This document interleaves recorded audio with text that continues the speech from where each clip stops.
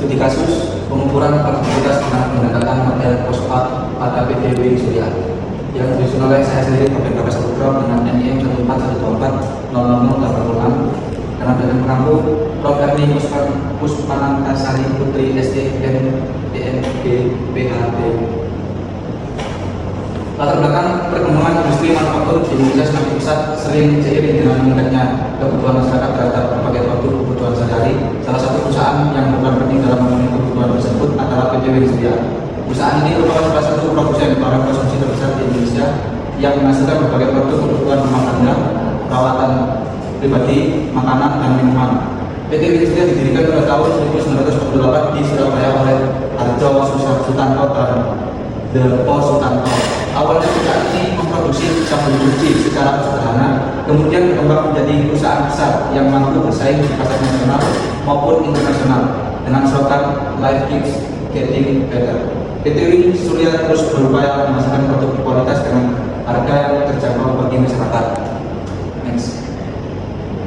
Di sini data keuangan perusahaan sebagai berikut ya. Dan alamat perusahaan di Jalan Embong Malang nomor 61 sampai 65, Gedung Ekonomi lantai 6, lantai 7, Surabaya. Next. Lalu ini data keuangan perusahaan lanjutan. Next. Lalu ini rasio dan grafik produktivitasnya. Berikut datanya. Lalu berikut rasio produktivitas produksinya, dan berikut adalah grafik rasio produktivitas produksinya. Next. Lalu rasio produktivitas produksi tertinggi adalah yang terdapat adalah 1,55 di bulan Januari dan Februari.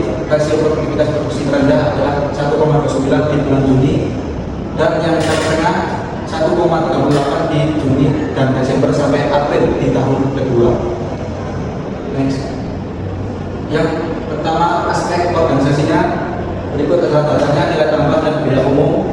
Lalu menghasilkan rasio produktivitas organisasi, dan lanjut di mencari medianya terdapat 2.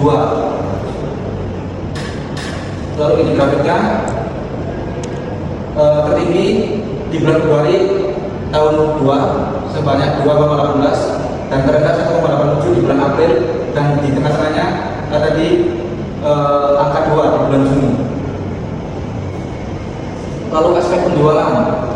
Berikut datanya laba pokok dan biaya penjualan, lalu dirasiokan produktivitas penjualan, lalu dicari medianya 2,03. Next. Dan berikut grafiknya.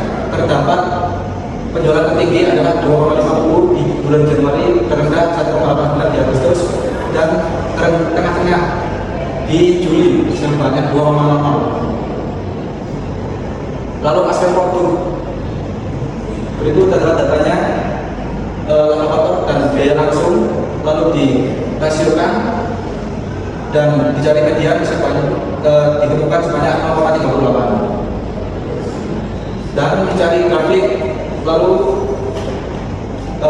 bagian aspek produk tertinggi 0,44 di bulan Desember, terendah 0,31 di bulan Februari, tengah-tengah sebesar 0,38 di bulan Mei dan September. Aspek tenaga kerja meliputi laba pokok dan gaji total, lalu dirasiokan dan dicari medianya ditemukan sebesar 41,93. Dan berikut grafiknya. Lalu ditemukan tenaga kerja tertinggi adalah 75,0 di bulan September, terendah 23,7 di bulan Juli, dan rasio tengah-tengahnya 45,1 di bulan April tahun 2 dan Mei di tahun 2. Lalu aspek modal meliputi pendapatan bersih dan modalnya, dan dirasiokan jadi seperti ini, dan seperti sebelumnya dicari media ditemukan 1,15. Berikut grafiknya. Ditemukan tertingginya 1,32 di bulan Januari, terendah 1,05 di Desember dan Maret tahun 2. Tengah-tengah terdapat 1,20 di bulan Juni dan Juli. Lalu berikut ini adalah indeks produktivitas atau IP aspek produksi.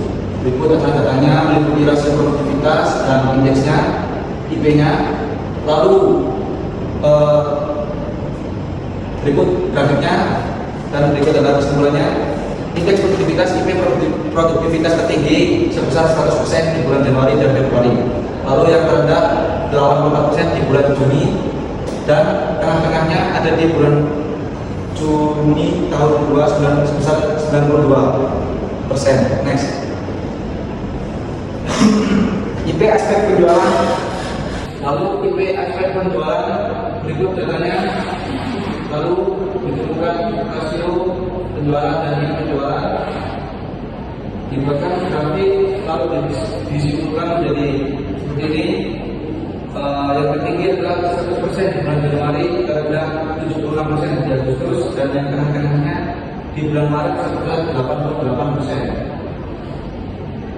IP aspek organisasinya, berikut datanya, lalu rasio dan IP-nya, lalu berikut grafiknya dan kesimpulannya. Tertinggi di bulan Januari sebesar 100%, terendah 87 di bulan April, dan tengah-tengahnya di bulan Mei, Juni, dan Agustus sebesar 93. IP aspek produk, berikut datanya. Ini rasio produktivitas dan IP-nya, lalu grafiknya dan kesimpulannya. Tertinggi 115 di bulan Desember, 80% di bulan Februari, terendah, lalu tengah-tengah 97% di bulan Mei. Berikut aspek IP aspek tenaga kerja, berikut datanya. Berikut produktivitas tenaga kerja hasilnya dan IP tenaga kerjanya, lalu grafiknya dan kesimpulannya. Ditemukan yang tertinggi 250% di bulan September dan terendah 79% di bulan Juli, dan tengah-tengah ditemukan 167% di bulan Desember. Lalu IP modal yang terakhir, berikut datanya. Ditemukan rasio dan IP-nya, dibuatkan grafiknya, lalu disimpulkan menjadi IP produktivitas tertinggi sebesar 100% di bulan Januari, terendah 79% di Desember, dan tengah-tengah April hingga Juli sebesar 91%. Hasil perhitungan nilai rata-rata rasio produktivitas, berikut data keseluruhan dan berikut rata-rata keseluruhan aspek.